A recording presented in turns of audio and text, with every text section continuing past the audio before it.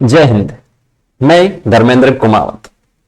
आज के सेशन में अपन बात करने वाले हैं नीट पेपर के बारे में। बहुत सारे स्टूडेंट ऐसे होते हैं जो फर्स्ट टाइम नीट का एग्जाम देते हैं, उन्हें आइडिया नहीं होता है कि पेपर किस टाइप का आता है और किस टाइप का नहीं आता है। अगर आपने किसी कोचिंग को ज्वाइन कर रखा है, वहां पर उसी फॉर्मेट में पेपर दिया जाता है, लेकिन जो इंस्ट्रक्शंस वगैरह हैं, इंपॉर्टेंट इंस्ट्रक्शन वगैरह, कोड वगैरह, वहां पर सभी स्टूडेंट के लिए सेम होते हैं। ठीक है, टेस्ट बुकलेट कोड वगैरह जो होते हैं वो सभी के लिए सेम होते हैं। तो आज के सेशन में जो नीट का पेपर होता है ऑफिशियल किस टाइप से आता है, किस टाइप से उनके इंस्ट्रक्शन देखने होते हैं, उनको सोल्व करने के, और जो कोड है उसके बारे में अपन यहां पर बात करेंगे। जिसने दे रखा है उसके लिए वीडियो नहीं है, वो अपना टाइम वेस्ट ना करे, वो पढ़ाई करे या जो भी आपको दूसरा देखना है वो देखे। जो फर्स्ट टाइम नीट दे रहे उनके लिए है ये आज का सेशन। नीट के लिए जो पेपर होता है उसके लिए मैंने पहले भी एक वीडियो बना रखा है, लेकिन अभी जो है नीट के जो परफॉर्म है उसमें चेंजेस हुए हैं। पेपर का जो पैटर्न है वो चेंज यहां पर हुआ है। ठीक है, पहले हो चुका, काफी पहले हो चुका है, लेकिन अब जो देने वाले स्टूडेंट उनके लिए है ये सेशन। तो स्टार्ट अपन करते हैं। सबसे पहली बात तो ये आपको ध्यान में रखना है कि नीट एग्जाम जो होता है उसकी लैंग्वेज के बारे में। ऐसा नहीं है कि नीट का पेपर केवल इंग्लिश में ही आता है या हिंदी में ही आता है, उसके अलावा भी 8 लैंग्वेज हैं। ठीक है, 7 से 8 लैंग्वेज होती है, उसमें भी पेपर आप दे सकते हैं। क्लियर है? यहां जो मैं पेपर बताने जा रहा हूं वो इंग्लिश वाला है, लेकिन आपको घबराना नहीं है कि क्या केवल इंग्लिश में ही आता है। अगर आप हिंदी माध्यम के विद्यार्थी हैं तो पेपर हिंदी में भी आएगा और इंग्लिश में भी आएगा, डिपेंड करेगा आपकी फॉर्म भरते टाइम आपने कौन सी लैंग्वेज ली है। ठीक है, जैसे आप हिंदी माध्यम के विद्यार्थी हैं तो ऐसा नहीं कि केवल हिंदी में ही आएगा, इंग्लिश तो वहां पर आएगा ही आएगा। जब भी आप फॉर्म फिल करते हैं, जैसे डेट अनाउंस जो हो चुकी है नीट की, जब भी आप फॉर्म फिल करेंगे तो आपको हिंदी फिल करना है, तो आपको पेपर हिंदी में भी मिलेगा और इंग्लिश में भी मिलेगा। ठीक है, एक ही पेपर में एक साइड में हिंदी रहेगा, दूसरे साइड में इंग्लिश रहेगा। अगर आप किसी दूसरे लैंग्वेज से भी, मान लीजिए आप इंग्लिश माध्यम वाले विद्यार्थी हैं, तब भी मैं कहूंगा, मेरी एडवाइस ये, मेरी राय यह है कि आप पेपर पैटर्न जो सेलेक्ट करते हैं, पेपर की लैंग्वेज जो आप सेलेक्ट करते हैं वो हिंदी ही करें, क्योंकि उसमें क्या मिलेगा आपको, एक साइड में हिंदी मिलेगा, दूसरी साइड में इंग्लिश मिलेगा। तो जो रफ वर्क आप करते हैं उसके लिए एक तरह से स्पेस थोड़ा सा आपको ज्यादा मिलेगा कंपैरेटिवली एक सिंगल लैंग्वेज में। अगर आप इंग्लिश वाले हैं और इंग्लिश ही लैंग्वेज अप्लाई करते हैं तो केवल इंग्लिश वाला पेपर आपको मिलेगा, उसमें 2 लैंग्वेज नहीं होगी। लेकिन इंग्लिश को छोड़ करके चाहे हिंदी हो चाहे गुजराती, जो भी लैंग्वेज है वो आप फिल करते हैं तो वहां पर आपको पेपर उस लोकल लैंग्वेज में भी मिलेगा और इंग्लिश में भी मिलेगा। क्लियर है ना? इतनी सी बात तो ये समझ में आपको आनी चाहिए। ये छोटी छोटी बातें हैं जो नीट में काफी हेल्प करती है। ठीक है, अब यहां जो बात कर रहे हैं, जैसे आप देखेंगे यहां पर लिखा है इन्होंने HAGAJ, यहां लिखा है टेस्ट बुकलेट कोड P3। जितने भी स्टूडेंट बैठते हैं, 17 से 18 लाख स्टूडेंट लगभग बैठते हैं नीट के एग्जाम में, तो सबका कोड जो है अलग अलग होता है। कुछ कोड बना दिए जाते हैं एनटी द्वारा, जैसे ABCD या PQRS। अब जैसे PQRS बनाए तो उसमें क्या करेंगे, P में भी 1 2 3 4, Q में भी 1 2 3 4। अब स्टूडेंट जो, जैसे मान लीजिए मेरे आगे जो मेरा बहुत खास मित्र बैठा है, वैसे तो ऐसा होता नहीं है, अलग अलग सेंटर आते हैं, बहुत खास मित्र बैठा है, मेरे पीछे भी खास मित्र बैठा है, तो मैं उससे पूछूंगा कि साहब दूसरा क्वेश्चन जो उसका क्या है, पूछने देते ही नहीं है वहां पर, तो स्ट्रिक्टनेस होता है थोड़ा सा। लेकिन मान लीजिए थोड़ा सा आपको मौका मिला है, ठीक है, तो वो दूसरे का जो क्वेश्चन उसके होगा वो अपने नहीं होगा।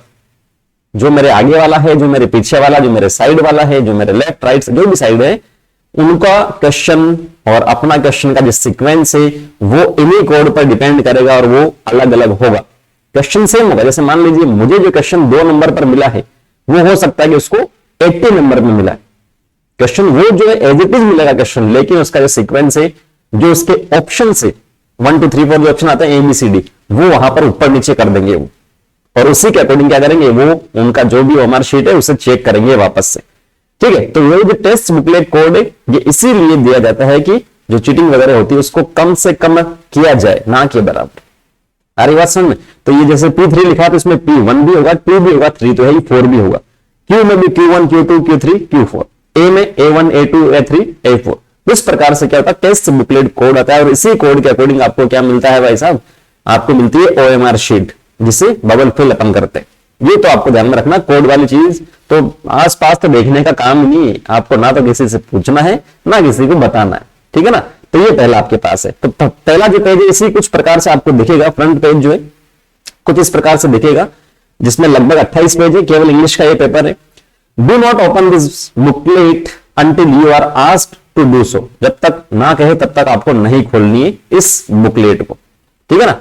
अब इंस्ट्रक्शन देखिए, इंस्ट्रक्शन में क्या क्या लिखा है, महत्वपूर्ण जो इंपॉर्टेंट इंस्ट्रक्शन जो आप यहां पर देखेंगे, क्या क्या आपके पास लिखे हैं। The answer sheet is inside this test booklet, इसी टेस्ट बुकलेट में पेपर जो आता है वो क्या होता है, बिल्कुल यहां पर उस पर एक तरह से अपन कह सकते हैं टेप लगी होती है, वो टेप्ड होता है एक तरह से, उसके अंदर ही क्या होता है, उसके अंदर ही ओएमआर शीट होती है, अलग से नहीं दिया जाता है, जैसे कोचिंग में देता है ना वो ऐसे अलग से नहीं दी जाती है, उसी के अंदर होती है। जब भी आपको when you are directed to open the test booklet, take out the answer sheet and fill in the particulars of office copy carefully with blue and black ball point pen only, या तो blue या black वैसे देते हैं NEET के exam में, कोई दिक्कत वाली बात नहीं है। ओएमआर शीट आपको फिल करनी है जैसे ही आप इसे खोलेंगे वैसे ही। टेस्ट का टाइमिंग क्या है, 3 घंटे का है। टेस्ट बुकलेट में कितने क्वेश्चन आएंगे, 200 क्वेश्चन आएंगे, 200 मल्टीपल चॉइस क्वेश्चन, मल्टीपल मतलब एक से अधिक चॉइस वाले जो है, जैसे ऑप्शन जिसे अपन कह सकते हैं, ऑप्शनल जिसे कहते हैं, जिसमें 4 ऑप्शन होते हैं, 4 option with a single correct answer, 4 option मिलेंगे, उसमें से केवल एक ही करेक्ट आंसर होगा। और सब्जेक्ट क्या है, फिजिक्स, केमिस्ट्री, बायो, जिसमें बॉटनी और जूलॉजी अपन कहते हैं। वैसे तो केमिस्ट्री में भी ऑर्गेनिक इनऑर्गेनिक होता है, लेकिन बायो में उन्होंने अलग से मेंशन कर दिया, ठीक है। 50 questions in each subjects are divided into 2 sections A and B as per detail given below. 50 question होंगे एक सब्जेक्ट में, फिजिक्स में 50, केमिस्ट्री में 50, बायो की जो बात कर रहे हैं बॉटनी में 50 और जूलॉजी में ही 50। अरे बस समझ, जूलॉजी में भी 50 यहां पर मिलेंगे आपको। अब जो 2 सेक्शन है ये आपको पहले जो नीट होता था उससे जो आपने देखा, ये जो पेपर देख रहे हैं उससे पहले के नीट में केवल सेक्शन एक ही होता था, 180 क्वेश्चन आते थे। यहां टोटल अपने पास 200 क्वेश्चन आएंगे और सेक्शन कितने होंगे, 2 अपने पास होंगे, ठीक है। तो वो अपन देखते हैं सेक्शन क्या क्या है। सेक्शन ए में कितने क्वेश्चन होंगे, 35 क्वेश्चन होंगे हर एक सब्जेक्ट में, ईच सब्जेक्ट, ठीक है, 1 से 35। क्लियर है, जैसे यहां लिखा है 51 to 85 हो सकता है, 101 to 135 हो सकता है, 15, ये तो एक तरह से इन्होंने बता दिया कि 35 क्वेश्चन होंगे और सारे क्वेश्चन क्या है, कंपल्सरी है। कंपल्सरी का मतलब ये नहीं कि 35 के 35 आपको करना ही है, 35 में से अगर आपको 34 आता है तो 34 ही कीजिए, क्योंकि वहां पर नेगेटिव मार्किंग है, ठीक है। सेक्शन बी में क्या होता है, सेक्शन बी में 15 क्वेश्चन होंगे, जिसमें ईच सब्जेक्ट, ये आपके पास लिखा है क्वेश्चन नंबर, जैसे 36 से 50 तक हो गया, ये कितने हो गए, 15 क्वेश्चन हो गए, ठीक है। सेक्शन बी में जो है कैंडिडेट 15 में से कितने अटेम्प्ट करेगा, 10 क्वेश्चन ही मैक्सिमम अटेम्प्ट कर सकता है। ऐसा नहीं कि 15 के 15 वो करेगा, जो 15 में से आपको 10 क्वेश्चंस आते हैं वो आप अटेम्प्ट कीजिए, लेकिन यहां 35 में से आप 35 अटेम्प्ट कर सकते हैं मैक्सिमम। अरे बस 35 में से सेक्शन में 35 कर सकते हैं, लेकिन सेक्शन बी में 15 में से केवल आपको 10 ही करना है, मतलब 50 में से आपको 45 क्वेश्चंस अटेम्प्ट करने हैं, और वो भी 5 कहां से कम करेंगे, सेक्शन बी वाले में से कम करेंगे। Candidate are advise to read all 15 question in each subject of section B, section B के 15 क्वेश्चन आपको पढ़ने हैं before they start attempting the question paper. In the event of a candidate attempting more than 10 question, अगर आप 10 से ज्यादा question करते हैं तो क्या होगा उस केस में, the first 10 question answered by the candidate shall be एवेल्यूएटेड।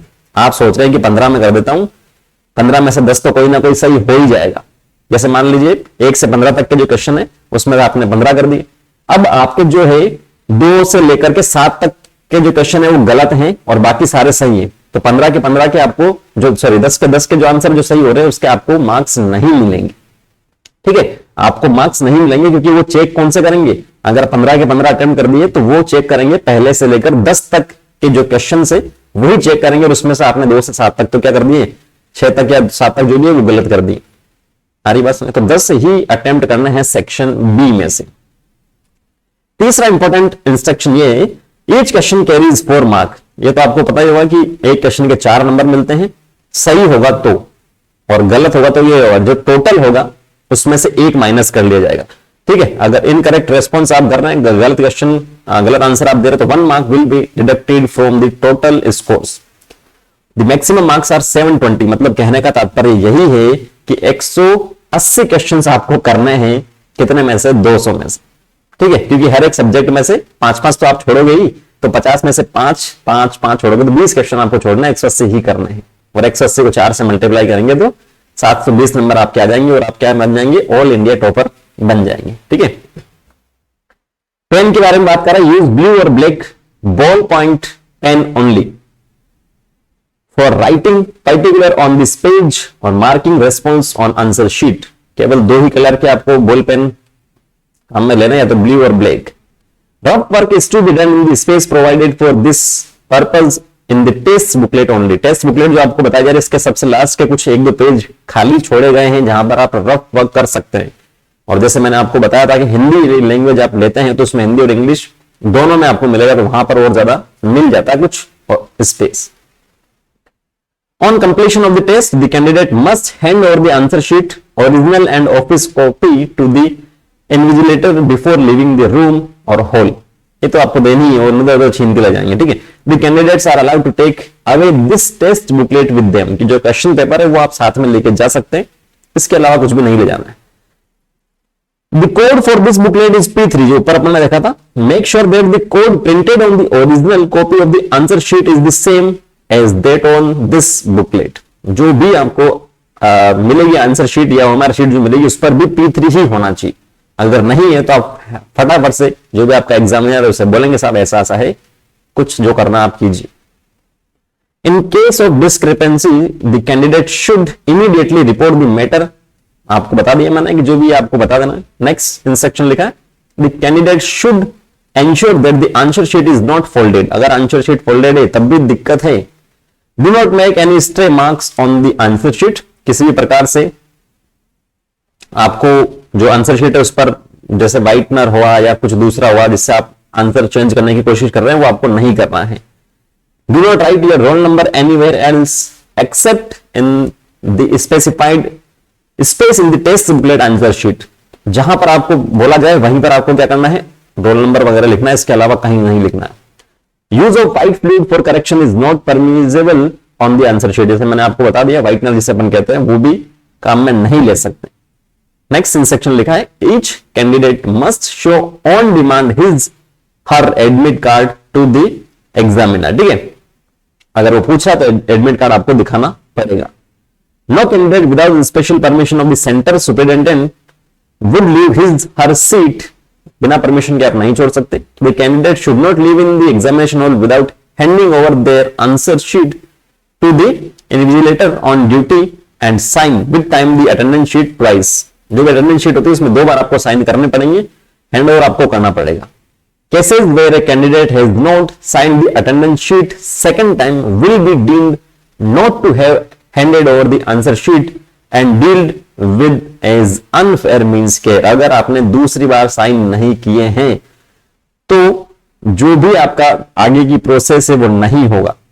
ठीक है। आगे की प्रोसेस में पार्टिसिपेट नहीं कर सकते हैं। अनफेयर मीन का केस एक तरह से हो चुका कि आपने अच्छा नहीं किया, जो भी किया बुरा किया। Use of electronics manual calculators is prohibited. आप किसी भी प्रकार का कैलकुलेटर काम में नहीं ले सकते वहां पर। The candidates are governed by all rules and regulation of the examination with regard to their conduct in the examination room and hall। ठीक है। जो भी रूल रेगुलेशन है एग्जामिनेशन सेंटर के वो आपको फॉलो करना पड़ेगा। All cases of unfair means will be dealt with as per the rules and regulation of the examination। अगर आपने कुछ भी गड़बड़ करने की कोशिश की तो फिर दिक्कत हो जाएगी, ये कहना चाह रहा है। नेक्स्ट लिखा है, no part of test booklet and answer sheet shall be details under any circumstance. अगर आप आंसर शीट या जो पेपर है टेस्ट बुकलेट है उसका किसी भी पार्ट को आप हटाते हैं फाड़ते हैं तो वो अलाउ वहां पर नहीं है। एग्जाम सेंटर से बाहर निकलने के बाद आप कुछ भी करो, अंदर तो नहीं है। The candidate will write the correct test booklet code as given in the test booklet और answer sheet in the attendance sheet. Attendance sheet में आपको टेस्ट बुकलेट कोड जो है वो सही लिखना है, आंसर शीट का जो कोड है वो भी आपको सही लिखना है। ठीक है। ये पहले पेज की जो इंस्ट्रक्शन है वो है। और सबसे नीचे आपको लिखना क्या है, क्या क्या फॉर्मेलिटीज करनी है, प्रैक्टिस करके आप जाएंगे। Name of the candidate in capital letter, Hindi में आएगा तो अलग से आएगा, इंग्लिश में तो आपको लिखना ही। रोल नंबर की प्रैक्टिस आप करके जाएंगे। फिगर और वर्ड्स में बहुत बार बच्चे स्टूडेंट गलती कर देते हैं, कुछ टाइम फिगर्स में भी कर देते हैं, तो ये आप प्रैक्टिस करके जाएंगे क्योंकि रोल नंबर जो लाखों में आता है 27 लाख 10,537, तो इसको लिखना जो है वो थोड़ा सा प्रॉब्लम करता है। तो आप प्रैक्टिस करेंगे स्पीड से तो काम आपका आसानी से बन जाएगा, समय की बचत होगी। सेंटर ऑफ एग्जामिनेशन लिखना है, कैंडिडेट साइन आपको करना है, इन्विजिलेटर सिग्नेचर आपको वहां पर करवाना है। बहुत सारे ऐसे भी केस आए हैं जिसमें जो भी एग्जामिनर होता है वो अपने साइन ही नहीं करता, तो करवाना है उसको बोल के, चाहे कुछ भी हो जाए, ठीक है। Smile signature stamp of centre superintendent, तो ये जो भी एग्जाम सेंटर के जो सुपरिटेंडेंट है उनके आपको लगवानी है, सिग्नेचर स्टाम्प आपको लगवानी है, ठीक है। अब चलते हैं पेपर पे। ये तो हो गया इंपॉर्टेंट इंस्ट्रक्शन। पेपर कुछ इस प्रकार से आएगा, अगर हिंदी का है तो इस वाले साइड में आपको हिंदी का क्वेश्चन मिलेगा, जैसे ये इंग्लिश वाला ना ए वाला, तो यहां पर भी फर्स्ट वाला जो क्वेश्चन आपको हिंदी में मिलेगा, फिर दूसरा यहां पर जो चल रहा है दूसरा आपको यहां पर मिलेगा। ये दो लैंग्वेज में पेपर आता तब की बात है, और एक में आपने सेलेक्ट किया तो कुछ इसी प्रकार से आएगा, ठीक है।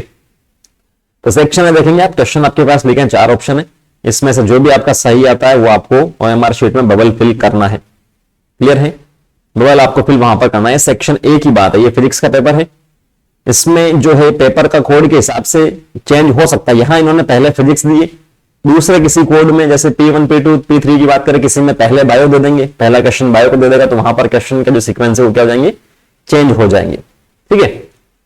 किसी में केमिस्ट्री दे देंगे, ऐसा फिक्स नहीं है कि पहले फिजिक्स ही आएगी या केमिस्ट्री ही आएगी, ठीक है। तो ये फिजिक्स के क्वेश्चन आपके पास यहां पर चल रहे हैं, 4 ऑप्शन है इसके अंदर, कोई दिक्कत वाली बात नहीं है ना। अब यहां केमिस्ट्री स्टार्ट हो चुकी है, यहां पर एक तरह से अपन देखें तो ये सेक्शन ए है केमिस्ट्री का, यहां पर केमिस्ट्री के क्वेश्चंस स्टार्ट हो चुके हैं, इसमें से आपको करना है। यहां पर सेक्शन बी आ चुका है केमिस्ट्री का, मतलब 35 क्वेश्चन सेक्शन ए में हो गए हैं, तो यहां सेक्शन बी है, इसमें से आपको 15 में से 10 क्वेश्चन अटेम्प्ट करना है। 86 से जो 100 तक चल रहा है उसमें से आपको क्या करना है, 10 क्वेश्चन यहां पर अटेम्प्ट करना है। ये 100 है, 100 क्वेश्चन यहां पर आ चुका है। बचे हुए जो क्वेश्चन है वो किसके होंगे, बायो के होंगे, ठीक है।